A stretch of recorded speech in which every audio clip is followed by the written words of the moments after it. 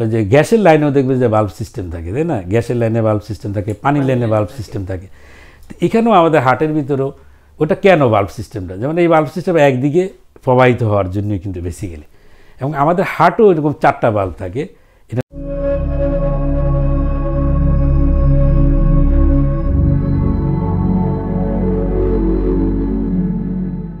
হার্টের ভাল্ব, যখন আপনি খুব সুন্দরই বললেন যে ভাল্ব বলতে আমরা যেমন বাসা বাড়িতে যে ভাল্ব ব্যবহার করি, যেমন ভাল্ব কিন্তু আরেকটা ভাল্বও কিন্তু আমরা ব্যবহার করি। আপনি খেয়াল করে দেখবেন যে পানির লাইনের ভিতরে ভাল্ব থাকে, বলে না যে ওয়ান ওয়ে ভাল্ব, একদিকে পানি যাতে প্রবাহিত হয় অন্যদিকে যেন না যেতে পারে, এই জন্য কিন্তু ভাল্ব থাকে।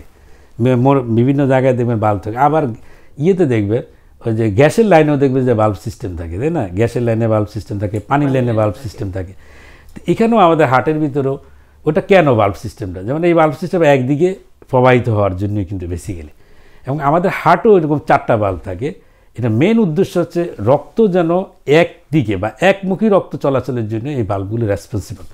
যাতে দুই দিকে রক্ত চলাচল যদি হয় তাহলে হজবরল সিচুয়েশন তৈরি হবে, একদিকে রক্ত চলে। এখন একদিকে কীভাবে হয় যদি আমরা দেখি, যেন আমাদের সারা শরীর থেকে যে রক্তগুলো আসে, এই রক্তগুলো আমরা ভেইনের মাধ্যমে, superior vena CAVA, inferior vena CAVA আমরা নাম শুনছি, এই দুইটি ভেনের মাধ্যমে হচ্ছে কি রাইট এট্রিয়াম বা ডান অলিন্দের ভিতরে ব্লাডটা চলে আসে।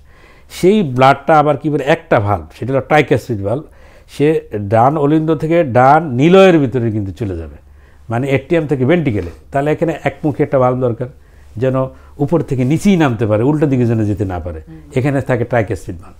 তারপরে আসেন রাইট ভেন্টিকেল থেকে রক্তটা এবার যাবে কোথায়, পালমারি আর্টারিতে। পালমারি আর্টারি দিয়ে কোথায় যাবে, ফুসফুসের ভিতরে রক্তটা যাবে। তাহলে এখানেও কী করতে হবে, একটা ভাল্ব লাগবে। তখন পালমারি আর্টারি এবং হচ্ছে আপনার রাইট ভেন্টিকেলের মাঝে আরেকটা বাল্ব থাকে, যেটাকে আমরা বলি পালমারি বাল্ব। এই বাল্বটার কাজ কি, একমুখী রক্ত চলাচলের জন্য। এবার যদি আমরা দেখি বাম দিকের ক্ষেত্রে দেখি, ফুসফুস থেকে আবার রক্তটা আসতে হবে হার্টে। ফুসফুস থেকে রক্তটা যখন হার্টে আসে, সেটা হলো লেফট এট্রিয়ামে আসে, সেখানে ভেনের মাধ্যমে রক্ত আসে। এই রক্তটা আবার যাবে কোথায়, লেফট ভেন্টিকেলে, যার জন্য ওখানে একটা বাল্ব থাকে যাকে আমরা বলি মাইট্রাল বাল্ব। আবার লেফট ভেন্টিকেল থেকে অ্যাওর্টা দিয়ে সারা শরীরের সব অঙ্গ প্রত্যঙ্গে রক্ত চলাচল হয়, সেখানে হলো একটা অ্যাওর্টিক বাল্ব থাকে। এবং সারা শরীরে যায় কেন, শরীরের আপনার অক্সিজেন সরবরাহ করা, পুষ্টি সরবরাহ করা। অক্সিজেন পুষ্টি হলে আমরা তখন কি ভালোভাবে সবল সুন্দরভাবে আমরা চলাফেরা করতে পারবো, আমাদের স্বাভাবিক কাজকর্ম সম্পন্ন হবে। তাহলে এই যে হার্টের ভিতরে রক্ত চলাচলের জন্য তাহলে 4টি বাল্বের দরকার হচ্ছে, পালমারি bulb, tricuspid bulb, mitral bulb, aortic bulb.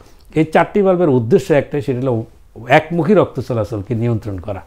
যেমন হার্টের ভিতরে যেন কোনো ধরনের, যেমন আপনি যদি ট্রাফিক সিস্টেমের কথা চিন্তা করেন, যেমন আমরা রাস্তায় দেখি প্রায় আমরা শহরগুলিতে করি কি সব একমুখী করার জন্য চেষ্টা করি, ওয়ান ওয়ে ট্রাফিক সিস্টেম। আমরা যদি এক রাস্তায় যদি দুই দিক থেকে গাড়ি চলে দেখি, আমরা স্ট্যাগনেন্ট হয়ে যাবে, হ্যাঁ, চলাচল বন্ধ হয়ে যাবে। আবার দেখি যে আমরা যদি একটা রাস্তায় ধরেন 2 লাইনে গাড়ি চলতেছে, আমি যদি 1 লাইন করে দিই, দেখবেন পিছনে গাড়ি অনেক স্ট্যাগনেন্ট হয়ে যাবে।